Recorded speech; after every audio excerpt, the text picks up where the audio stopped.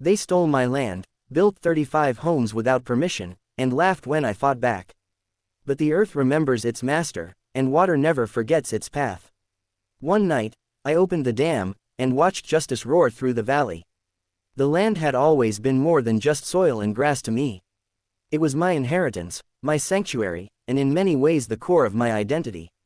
When I was younger, my grandfather used to walk me across its rolling fields at dusk, pointing out the way the sun dipped behind the distant tree line and painted the horizon in fire.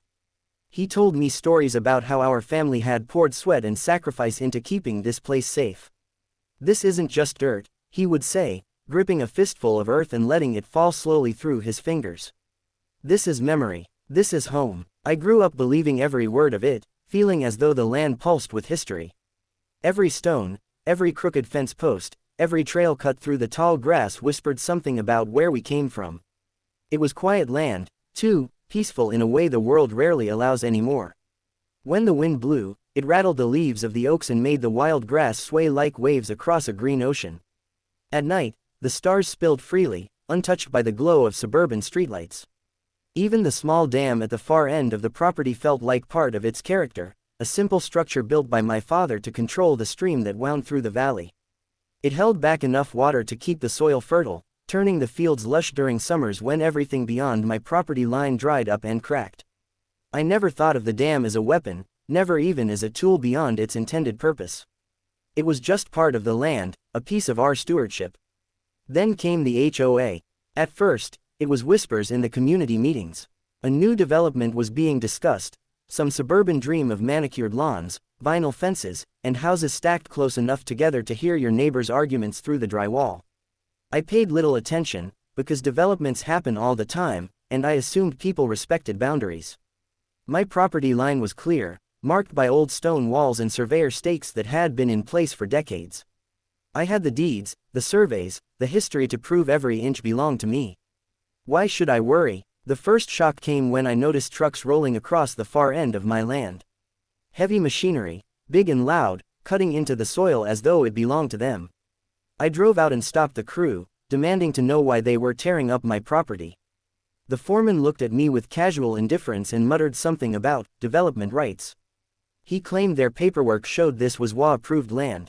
When I protested, he shrugged and told me to take it up with the association office. I thought it was a mistake, some bureaucratic confusion. So I went to the WA office expecting reason. Instead, I was met with polished smiles and cold dismissals. They told me that surveys had been updated, that boundaries were in dispute, and that their plans were moving forward regardless. 35 homes, they said, were already approved and scheduled. I could file complaints if I wished, but it wouldn't stop the process. The weeks that followed were some of the most bitter I've ever lived. I filed legal objections. I brought out my own surveyor to mark the land and prove ownership. I hired a lawyer, who sent letters demanding construction stop immediately.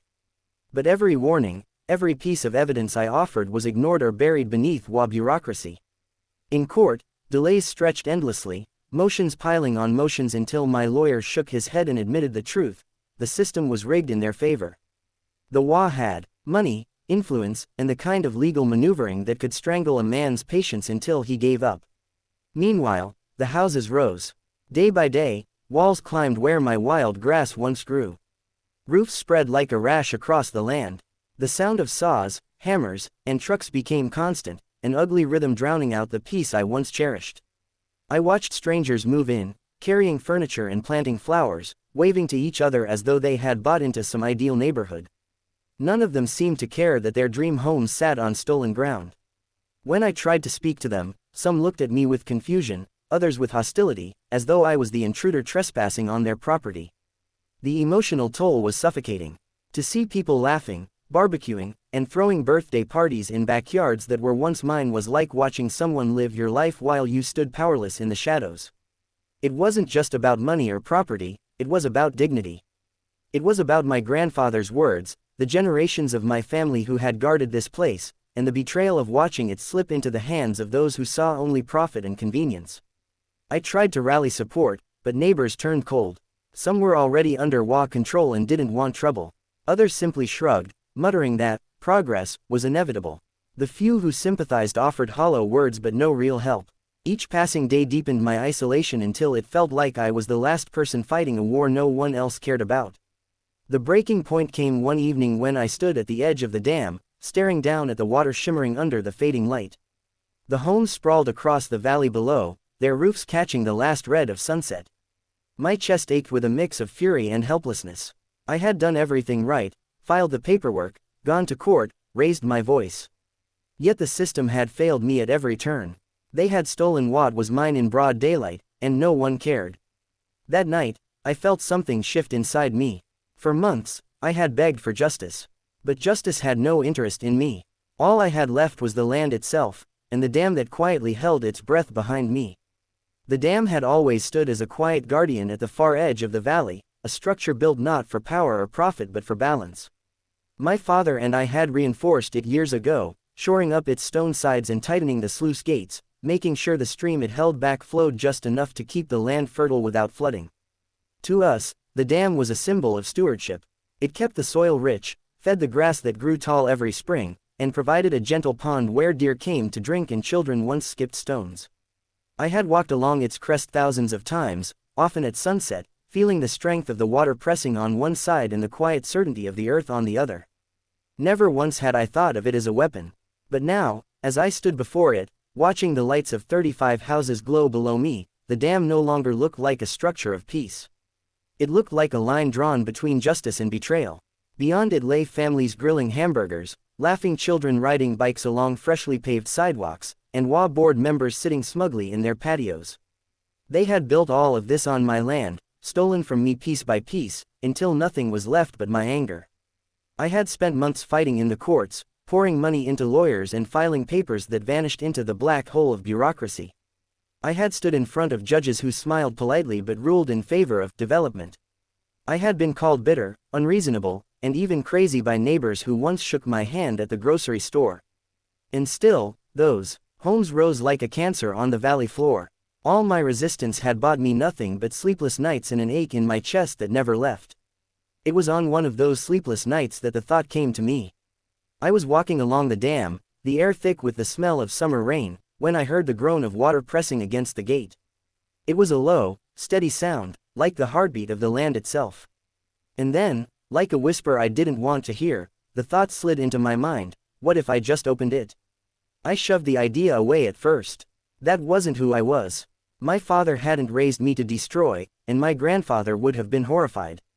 But the more I watched, the more I listened to the hollow excuses of the WA, the more the idea rooted itself in me.